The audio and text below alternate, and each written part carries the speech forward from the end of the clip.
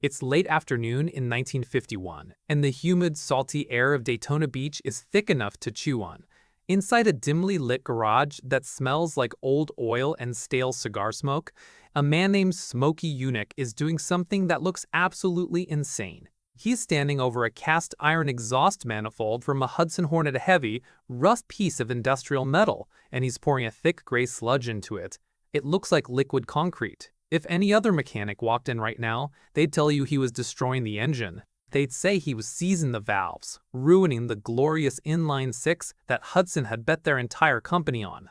But Smokey isn't ruining anything, he's grinning. That famous lopsided grin that usually meant the rulebook was about to get rewritten.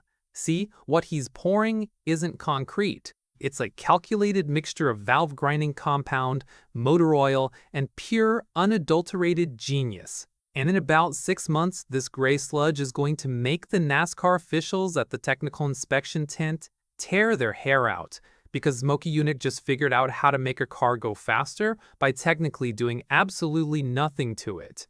This is Engine File, and I spend way too much time thinking about the gray areas in racing rulebooks where legends are born. If you're someone who believes that rules are just suggestions waiting to be outsmarted, make sure to hit the subscribe button and give this video a thumbs up if this helps you out. Here's the thing about racing in the early 1950s, it wasn't the sterile, corporate, wind tunnel-tested sport you see today. It was the Wild West. NASCAR was barely a toddler, founded just a few years earlier by Bill France Sr. in a smoky hotel room not far from where Smokey stood. The cars were barely removed from the showroom floor. If you bought a Hudson Hornet on Monday, you could genuinely race it on Sunday, provided you taped up the headlights and had a death wish. But because the cars were so stock, the engineering was, well, let's call it agricultural. To understand why Smokey's gray sludge was such a weapon, you have to understand the enemy he was fighting. And no, the enemy wasn't the other drivers. The enemy was the casting process. See, in 1951, American mass production was all about volume, not precision. When Hudson cast those exhaust manifolds at the factory, they poured molten iron into sand molds. It's a violent, messy process. As the iron cools, it doesn't settle like a calm lake. It freezes like a choppy ocean. The inside of a stock Hudson manifold looked like the surface of the moon. It was pitted. It was rough. It had these nasty little ridges of metal called flash left over from where the mold halves met. Now, imagine you're an exhaust gas molecule. You just exploded out of the cylinder at 1500 degrees Fahrenheit, moving at supersonic speeds. You want to get out of the engine as fast as possible so the next charge of fuel and air can come in. But instead of a smooth highway, you hit a jagged wall of cast iron. You hit turbulence. You get stuck in eddies and swirls. It's like trying to run a marathon through a waist-deep swamp. That roughness creates back pressure, and back pressure is the silent killer of horsepower. Every ounce of energy the piston uses to push that exhaust out is energy that isn't turning the rear wheels. Most mechanics knew this. It wasn't a secret. The standard fix was something called porting and polishing. You'd take a die grinder, basically a high-speed drill with a carbide bit, and you'd manually carve away the metal. You'd widen the ports, smooth out the bumps, and polish it until it shone like a mirror. It worked wonders. But there was a massive problem. A problem specifically written in black and white in the NASCAR rulebook. Rule 12, Section 4, Paragraph B was explicit. It said, and I'm paraphrasing here, but not by much, exhaust manifolds must remain stock as delivered from the manufacturer.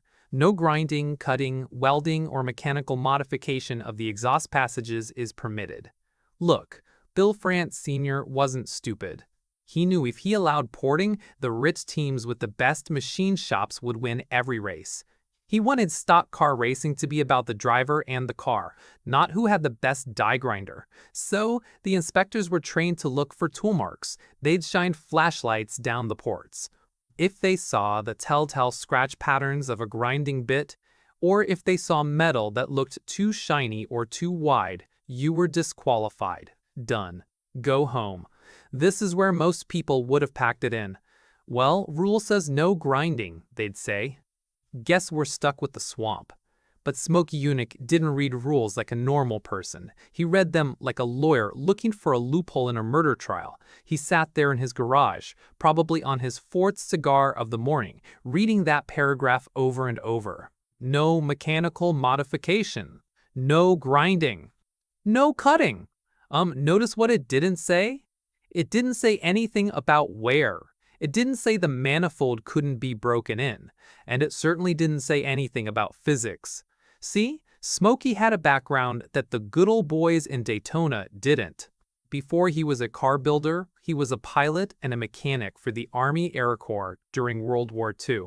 He worked on B-17 Flying Fortresses. These were massive, four-engine bombers that had to fly at 25,000 feet, where the air is thin and engines struggle to breathe. Keeping a right cyclone radial engine running over Germany taught Smokey two things. One, airflow is everything. If the air can't get in and out smoothly, the engine suffocates. Two, you can clean and polish metal without ever touching it with a tool if you use the right medium. He remembered how the Army would clean complex internal parts using abrasive slurries pumped under pressure. It was like sandblasting, but liquid. It flowed. It went around corners. It touched every single surface equally. And most importantly, it left no tool marks, no scratches. Just a uniform, matte finish that looked natural. So Smokey gets an idea that is frankly brilliant in its simplicity and terrifying in its effectiveness. He takes a standard Hudson manifold. He takes a bucket of valve grinding compound, essentially silicon carbide grit, suspended in a grease paste. This stuff is hard, almost diamond hard. It's designed to cut steel, but he can't just smear it in there. That won't do anything. He needs flow. He needs violence. He thins the compound out with oil until it's a slurry. Then he builds a rig. This isn't some high-tech NASA equipment. This is junkyard engineering at its finest. He takes an old refrigerator compressor and modifies the valves. He bolts the manifold to a bench and hooks up hoses to the intake and outlet ports. He fills the system with his magic mud and flips the switch. The compressor roars to life. The slurry starts rushing through the rough, cast-iron passages of the manifold. But Smokey knows that just pumping it in one direction isn't enough. That would wear away one side of the bumps but leave the other side untouched. It would create a directional bias that an inspector might notice. So he rigs a reversing valve. The flow surges forward for a few seconds, scrubbing the metal, and then bam, it reverses. Back and forth, surging, crashing against those microscopic mountains of iron inside the casting. He let it run 4 hours. He probably went home, had dinner, slept, and came back the next morning, and that compressor was still chugging away, moving that liquid sandpaper back and forth millions of times. Now, you might be thinking, okay, so he cleaned it. Big deal.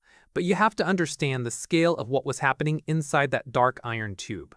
This wasn't just cleaning. This was erosion on a geological scale, accelerated to warp speed. The silicon carbide particles were acting like millions of tiny microscopic workers with pickaxes. They were hitting the high spots, the casting flash, the bumps, the jagged edges first. Because those stuck out into the flow, they took the brunt of the abrasive force. The low spots, the valleys, were protected. Slowly, methodically, the inside of that manifold was changing. The rough 300 micro-inch surface finish was being planed down. It was becoming smooth. Not polished to a mirror's shine like a custom hot rod part that would be a dead giveaway, but smooth like a river stone. Smooth enough that the turbulence disappeared. When Smokey finally killed the power to that compressor, the silence in the garage must have been deafening. He unbolted the manifold, drained the gray slurry back into a bucket waste knot, and cleaned it out with solvent. He held it up to the light. Inside, the rough, pitted surface of the iron was gone. In its place was a dull, uniform gray finish. It wasn't polished like chrome. That would have been a flashing neon sign to any inspector with a flashlight. No, it looked seasoned. It looked like a well-worn tool handle. It looked innocent. If you ran your finger inside, it felt slick, almost greasy. Even when it was dry, the mountains of the casting flash were leveled. The valleys were still there, but shallow and blended. Smokey bolted it onto the dyno mule test engine he kept in the back. He fired it up. The Hudson Inline 6 roared to life, that distinctive, slightly agricultural tractor sound that flathead sixes make.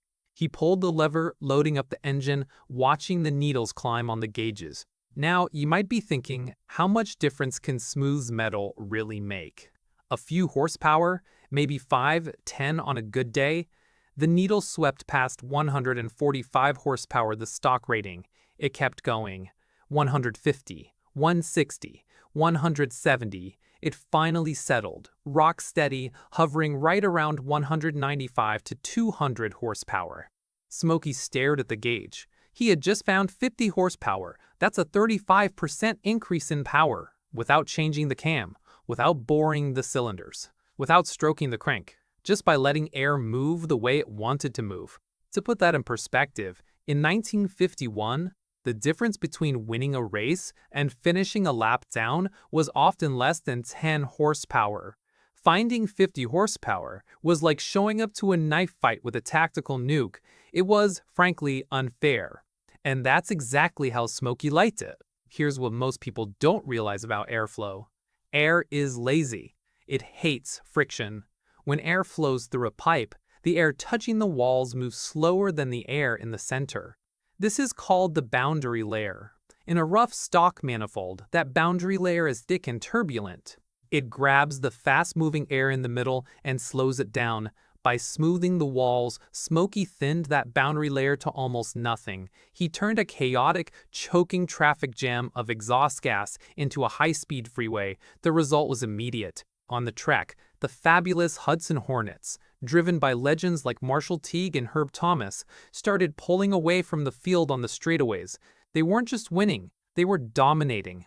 They'd come out of a corner side by side with an Oldsmobile Rocket 88A car with a modern, overhead valve V8 engine and simply walk away from it. The V8 drivers were baffled. They were revving their engines to the moon, and this old-school flathead 6 was just leaving. Of course, you can't hide 50 horsepower forever. The sound was different. It was cleaner, sharper, and the speed was undeniable. Rumors started flying around the pits. Smokey's cheating. He's running a hidden supercharger. He's bored the block out to 400 cubic inches. Enter Norris Friel. Norris was NASCAR's head technical inspector, the sheriff of Daytona. He was a smart guy, tough as nails, and he had a nose for finding things that didn't belong. After one particularly suspicious win, Norris ordered a complete teardown of Smokey's car. He was going to find the cheat if it took him all night. Imagine the scene. It's midnight. The garage is lit by harsh work lights. Norris and his team are stripping the engine down to the bare block. They measure the cylinder bore. Exactly 308 cubic inches. Legal. They check the stroke. Stock. Legal. They measure the valves. Stock size. Legal. They check the camshaft lift and duration. Dead on factory specs. Legal. Norris is getting frustrated. He knows the car is too fast. He knows Smokey is pulling something. He grabs the exhaust manifold. He shines his flashlight down the port. He runs his finger inside. It's smooth. Too smooth. He looks at Smokey, who's leaning against the wall, arms crossed, ash from his cigar threatening to fall onto his shirt. "This feels awful smooth, Smokey," Norris says. Smokey shrugs. "Just got a good one from the factory, Norris. Maybe you should buy a lottery ticket." Norris frowns. He knows stock castings don't feel like this. He knows it. But here's the genius of the trap Smokey set. The rule said, no grinding, cutting, or mechanical modification. Norris looked for grinder marks. There were none. He looked for file marks. None. He looked for evidence of welding or cutting. 0. The manifold was dimensionally perfect. The metal was still the original cast iron. Smokey hadn't added anything to it, and he technically hadn't removed anything with the tool. He had just accelerated wear. "Is there a rule against cleaning parts, Norris?" Smokey probably asked, the cigar shifting to the other side of his mouth. Norris couldn't do anything. He couldn't prove it wasn't just a 1 in a million factory casting. He couldn't point to a specific tool mark and say, "Aha! You used a die grinder," because Smokey hadn't. He had used physics. Smokey walked away with the win, and the cash, and the reputation. This victory wasn't just about one race. It set the tone for the entire 1951, 52, and 53 seasons. Hudson won 27 of the 34 races in 1952. Think about that dominance. It's almost statistically impossible in a competitive sport, and while the Hudson Hornet was a great car, it had a low center of gravity and handled like a dream. That engine advantage was the secret sauce. But the story doesn't end with the manifold. See, once Smokey realized that what isn't said is permitted, he started applying that logic to everything. The manifold was just the gateway drug. He started looking at the fuel system. The rulebook said the fuel tank could only hold a certain amount of gas. I think it was 22 gallons, but it didn't say anything about the fuel line. Smokey looked at the mid-tank fuel line that ran from the tank in the back to the engine in the front. Why does it have to be half an inch, he wondered. The rulebook didn't specify diameter. It just said fuel line. So, Smokey replaced the standard fuel line with a 2-inch diameter pipe. He coiled it like a snake under the car, running it back and forth along the frame rails. It looked ridiculous if you crawled under there, like the plumbing for a swimming pool. But because it was fuel line, it was technically legal. Do you know how much gas you can fit in 11 feet of 2-inch pipe? About 5 gallons. That meant Smokey could stay out on the track for laps longer than anyone else. While the competition was pitting for gas, Smokey was still turning laps, building a lead. When the race was over, officials would pump the tank to check capacity. It held exactly 22 gallons. Legal. They never thought to drain the line. This is where it gets really interesting. Smokey wasn't just a cheater. He was an educator. He was teaching NASCAR how to write a rulebook. Every time he exploited a loophole, he forced them to close it. He forced them to be specific. He forced the sport to evolve from run what you brung to a precise engineering discipline. The exhaust manifold trick eventually got banned. Of course it did. Word got out mechanics talk, especially after a few beers. Other teams started trying to replicate it. Some guys just poured sand in their engines and ruined them. Others tried acid dipping, which ate the metal too much and caused cracks. They lacked Smokey's finesse. They lacked his understanding of flow. NASCAR updated the rulebook for the following season. They added a line specifically banning internal polishing, porting, or surface modification by chemical or abrasive means. Smokey read the new rule. He nodded. Fair enough, he probably thought. No more abrasive slurry. But then he looked at the air cleaner. The rulebook said you had to run a stock air cleaner housing. It didn't say anything about the filter element itself. When NASCAR explicitly banned chemical polishing, most mechanics grumbled and went back to their grinding wheels, trying to hide their work better. But Smokey didn't get mad. He got creative. He realized that if he couldn't mess with the airflow inside the engine, he'd mess with the air before it got there. This brings us to one of the most dangerous and brilliant hacks in racing history. The magic air filter. See, engines are just air pumps. They suck in air, mix it with fuel, bang, and push it out. The fuel NASCAR mandated was standard pump gas. It has a specific energy density. You can't legally add additives. The inspectors checked the fuel tanks, they checked the fuel lines, they checked the carburetors. But nobody checked the air filter. Smokey knew about a chemical called nitromethane. If you're a drag racing fan, you know this stuff. It's not gasoline, it's basically liquid dynamite. It carries its own oxygen, meaning it burns hotter, faster, and with way more violence than gas. A tiny amount of nitro in a gas engine can add massive horsepower. Too much, and it melts the pistons into aluminum soup. So, Smokey took the standard paper air filter element, the boring $2 part that nobody looked twice at, and he soaked it. He didn't just dip it, he marinated it in a mixture of nitromethane and acetone. Then, he let it dry.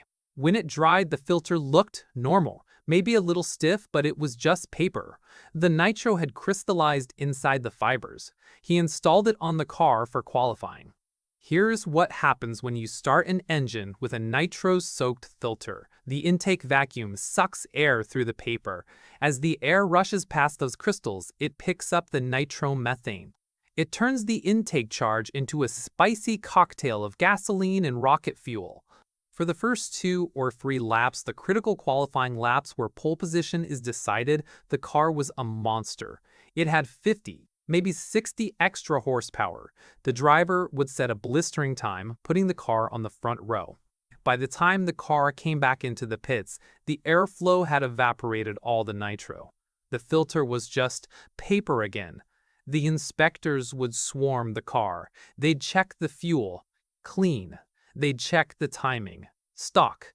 They'd look at the filter, shrug, and put it back. The evidence had literally vanished into thin air. This cat-and-mouse game continued for years.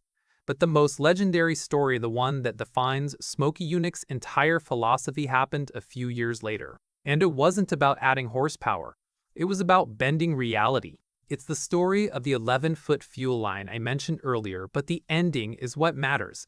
NASCAR officials were getting suspicious. Smokey's car was staying out on the track way too long. The math didn't add up. A stock tank held 22 gallons. A race engine burned, let's say, 4 miles per gallon. Smokey's drivers were doing laps that suggested they had 27 or 28 gallons on board. The officials dragged Smokey's car into the inspection barn.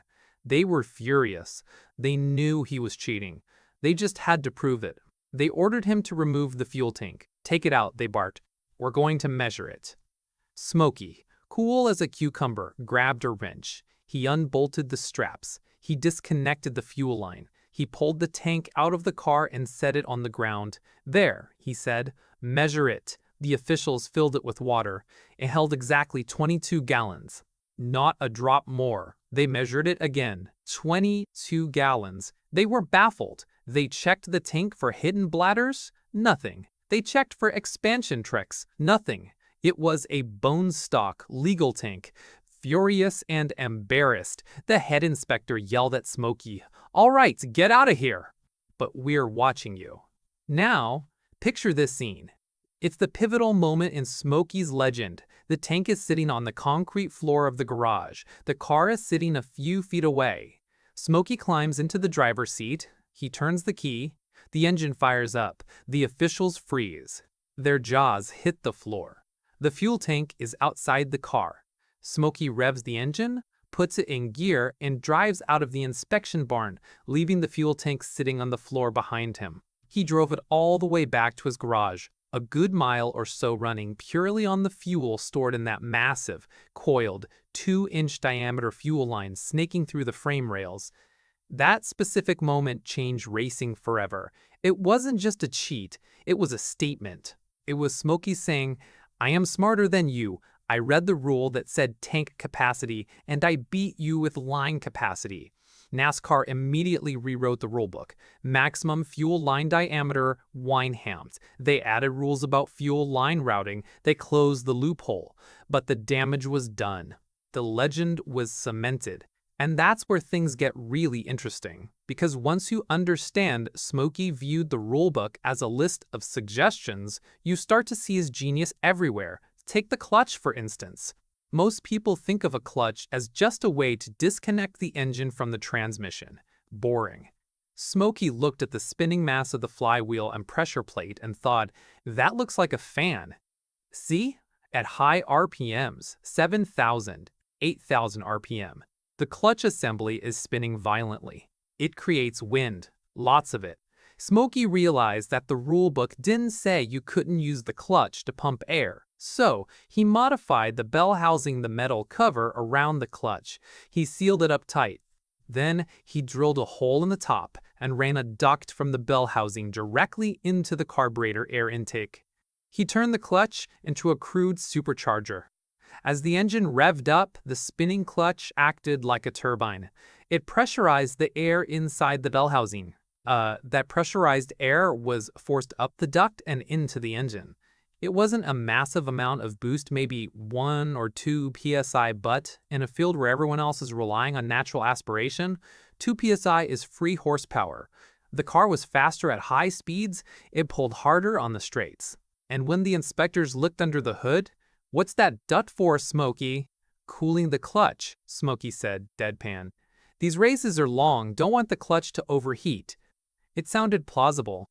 Clutches do get hot. It took NASCAR a while to realize that he wasn't cooling the clutch was feeding the engine. Another rule change: no ducting from the bell housing to the intake. By the mid-1960s, Smokey was no longer just a mechanic. He was a myth. He had moved from Hudson to Chevrolet. And in 1966, he built a car that would become the most controversial vehicle in NASCAR history, the 1966 Chevrolet Chevelle. If you look at pictures of this car, it looks off. It looks like a Chevelle, but it also doesn't. It looks like a Chevelle, but it also doesn't. It looks slippery. It looks mean. The story goes that Smokey built this car in his garage in Daytona, and it was so fast, so advanced, and so blatantly illegal that it broke the inspector's brains. People called it the 7/8 scale car. The rumor was that Smokey had taken a Chevelle and shrunk it, that he had cut an inch out of the width, an inch out of the length, chopped the roof, and sectioned the body to make the car 7/8 the size of a stock Chevelle. A smaller car pushes less air. Less drag means more speed. Now, imagine the audacity of that. To shrink an entire car? That requires cutting every panel, every piece of glass, the frame, the bumpers, everything. It's an engineering nightmare. Did he actually do it? Well, that's the subject of massive debate. Smokey always denied he shrunk it. He claimed he just cleaned it up. But let's look at the evidence. When the car showed up at Daytona for inspection, it didn't fit the templates. NASCAR uses these big metal outlines, templates that they drop over the car, to make sure the body shape is stock. If the template touches metal everywhere, you're good. If there are gaps, your car is wrong. Smokey's Chevelle didn't match the templates, but Smokey argued that the templates were for a stock Chevelle, and his car was a race Chevelle, and surely the factory tolerances were loose. The inspectors were suspicious. They started measuring. Here's what they found. The car wasn't exactly shrunk in a uniform way. It was more like melted. Smokey had taken the bumper's big, heavy chrome bricks on a '66 Chevelle and he had cut them. He narrowed them, reshaped the ends to curve around the fenders, and tucked them in flush with the body. A stock bumper catches air like a parachute. Smokey's bumper sliced through it. He had taken the drip rails, the little gutters above the windows, and shaved them off. Aerodynamic drag gone. He had laid the windshield back a few degrees, just enough to help the air flow over the roof better, but not enough to be obvious unless you had a stock car parked right next to it. But the real genius was underneath. Beneath the sleek, shrunken skin of that 1966 Chevelle, Smokey had done something that was technically invisible but functionally revolutionary. He had cleaned up the underside. If you look under a standard 1960s muscle car, it's a disaster area of hanging mufflers, parking brake cables, fuel lines, and cross members. It's an aerodynamic brick wall. Air gets trapped under there, creating high pressure that lifts the car off the ground at high speeds. Lift is the enemy of grip. Smokey knew this, so he channeled the body over the frame. Instead of the body sitting on top of the frame rails with rubber bushings, he cut the floor and dropped the body down around the frame. This lowered the center of gravity, which is great for handling, but it also tucked the frame rails up inside the car. Then he looked at the exhaust. A 3-inch steel pipe hanging under the car is a massive drag penalty. So Smokey ran the exhaust through the frame rails. He literally cut holes in the structural steel members of the chassis, routed the pipes inside them, and welded it back up. The result? The bottom of the car was perfectly flat, smooth. Air could rush underneath it without getting snagged on anything. This created a primitive ground effect, sucking the car down onto the track. The inspectors looked underneath. "Where's the exhaust, Smokey?" "Inside the frame," he replied. "Is that legal?" They checked the rulebook. It said exhaust must exit behind the driver. It didn't say exhaust cannot be inside the frame. Smokey grinned. Legal. But the most audacious engineering hack wasn't about air. It was about torque. And this is a story that really shows the difference between a mechanic and a mad scientist. It's called the reverse rotation engine. Here's the physics lesson NASCAR didn't want you to know. When a V8 engine revs up, the crankshaft spins clockwise, looking from the front. Newton's third law says that for every action, there is an equal and opposite reaction. So, if the engine spins the crankshaft clockwise, the engine block tries to twist counterclockwise. In a race car, this torque reaction lifts the left front wheel off the ground. Now, think about a NASCAR track. You only turn left. When you dive into a corner at 180 miles per hour, the centrifugal force is already trying to roll the car to the right, lifting the left side. The engine torque is helping that happen. It's lifting the exact tire you need to be planted on the asphalt to get grip. Smokey sat in his garage, probably drawing diagrams on the concrete with a piece of chalk, and asked a simple question. What if the engine spun the other way? If the crankshaft spun counterclockwise, the torque reaction would try to twist the engine clockwise. It would push the left front tire down. It would plant the suspension. It would fight the body roll. It would make the car corner like it was on rails. But you can't just flip a switch to reverse an engine. An engine is designed to breathe in a specific order: intake, compression, power, exhaust. If you spin it backward, it sucks air in through the exhaust and blows fire out the carburetor. Smokey had to redesign the entire internal architecture of the Chevrolet V8. He had to have a custom camshaft ground with the lobes mirror imaged. He had to retime the distributor to fire in reverse order. 1 2 7 5 6 3 4 8 instead of 1 8 4 3 6 5 7 2. He had to find a custom starter motor that spun the wrong way. He had to modify the oil pump because it would be sucking instead of pushing. He had to redesign the cooling fan blades because a normal fan spinning backward would push air out the front instead of pulling it through the radiator. And the biggest problem? The transmission and rear axle. If the engine spins backward, the drive shaft spins backward. If the drive shaft spins backward into a stock rear end, the car has 1 4-gear and 4 reverse gears. Smokey didn't care. He sourced a special rear end from a bus or a truck nobody is quite sure that allowed him to flip the ring gear so the wheels would turn forward even if the pinion turned backward. He built it, he installed it, and he showed up to the track. The car was a rocket in the corners. It bit into the asphalt in a way that defied physics. The other drivers said it looked like the left front fender was being pulled down by a giant magnet. The inspectors were baffled again. The engine looked stock. It sounded stock well, maybe a little weird. But it was a V8. They checked the displacement. Legal. They checked the carb. Legal. It wasn't until someone noticed that the cooling fan was spinning the wrong way that the jig was up. "Smokey, why is your fan backwards?" "Better cooling," he probably lied. They dug deeper. They realized the entire rotating assembly was reversed. They were horrified. Not because it was dangerous, but because it was too smart. It was an engineering advantage that required a level of sophistication the other teams couldn't match. The rulebook was updated the next week. Engine crankshaft must rotate clockwise when viewed from the front. Smokey sighed, flipped the cam back, and went looking for the next loophole. This brings us to the most dangerous hack of all, the one that could have blown him up, the hot fuel trick. We talked about the magic air filter earlier, but that was child's play compared to thermal management. Smokey knew that fuel volume changes with temperature. Gasoline expands when it gets hot and shrinks when it gets cold. The rulebook said the fuel tank could hold 22 gallons, but it didn't say what temperature those gallons had to be. If you take 22 gallons of gas at 90 degrees Fahrenheit, a typical Florida day, it takes up a certain amount of space. If you cool that same gas down to 30 degrees, it shrinks. You can fit more mass of fuel into the same 22-gallon tank. Denser fuel means more energy per gallon. More energy means more power. So Smokey built a cool can. This was a coil of fuel line inside a coffee can filled with dry ice. He would run the fuel through the super chiller before it went into the tank for qualifying. But wait, there's a catch. If you put 30-degree fuel into a hot carburetor, it boils. Vapor lock. The engine dies. Smokey needed the fuel to be cold in the tank to fit more in, but hot in the engine to vaporize properly.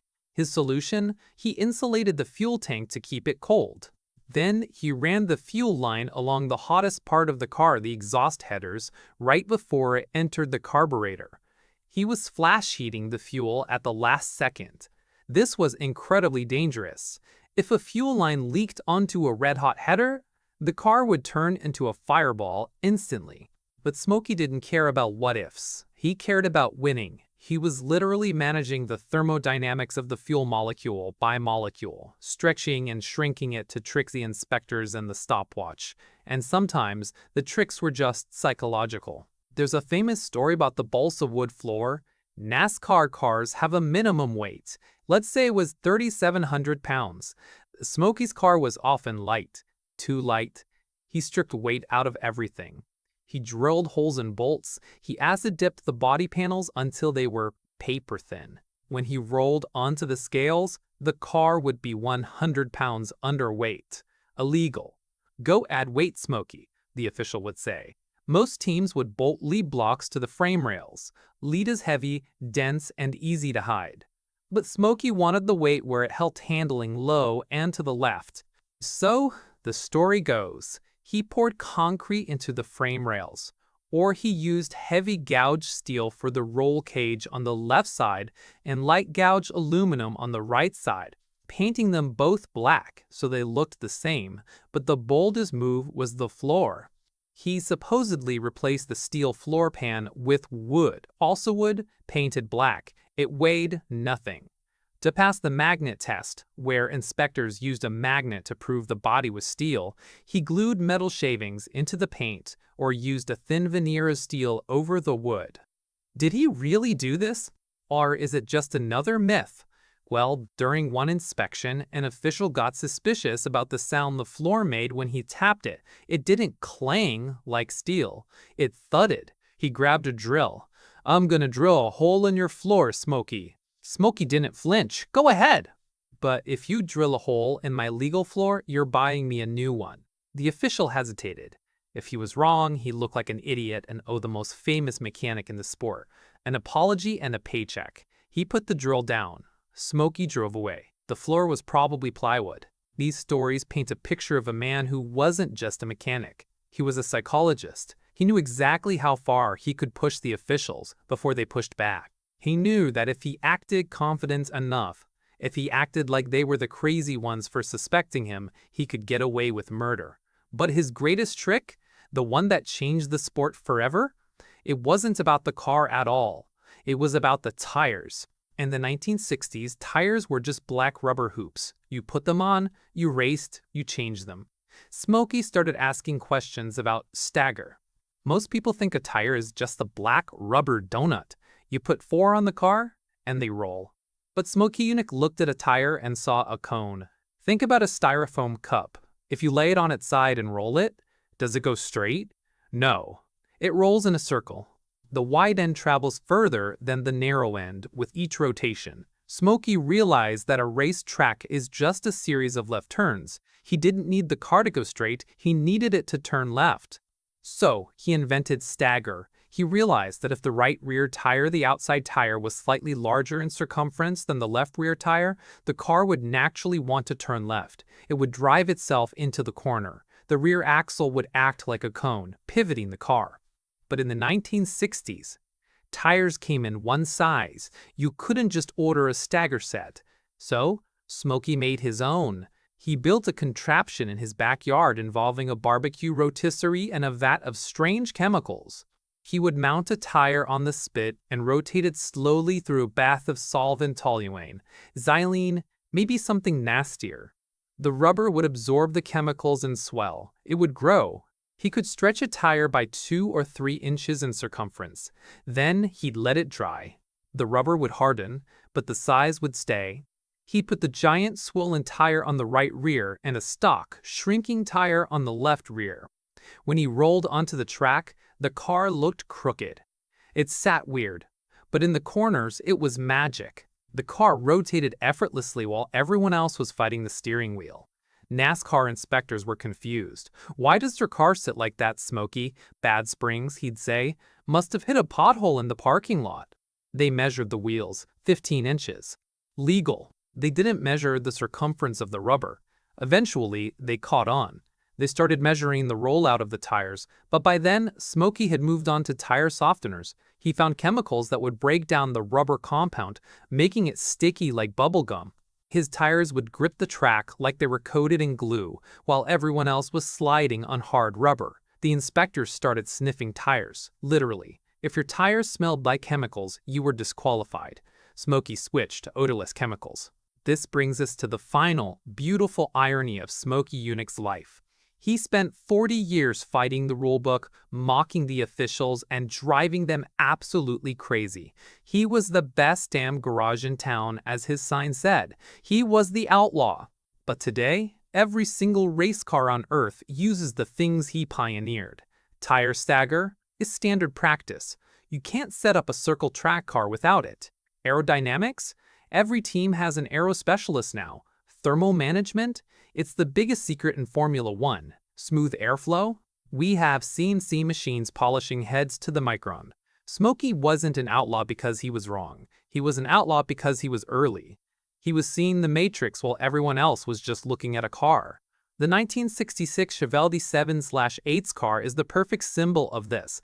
After the inspectors disqualified it for not fitting the templates, Smokey was furious. They told him to remove the fuel tank, which he did and drove away, remember? But the final insult was when they told him the body was illegal. Make it fit the templates, they said. Smokey looked at the car, he looked at the templates, he looked at the officials, he got in the car, he fired it up. Make it fit yourself, he shouted over the roar of the engine. And he drove it home. He didn't fix it, he didn't apologize, he just took his ball and went home. That car sits in a museum now. If you go see it, look closely. Look at the roofline, look at the bumpers, look at the glass. It's a masterpiece of deception. It looks fast even when it's parked. It's a physical manifestation of the idea that rules are just obstacles for people who lack imagination. So, what can we learn from a guy who poured liquid sandpaper into an engine in 1951? We learn that stock is a relative term. We learn that 50 horsepower can be hidden in the microscopic valleys of cast iron. But mostly, we learn that the most important tool in the garage isn't a wrench or a welder or a computer, it's the brain. Smokey didn't have a wind tunnel.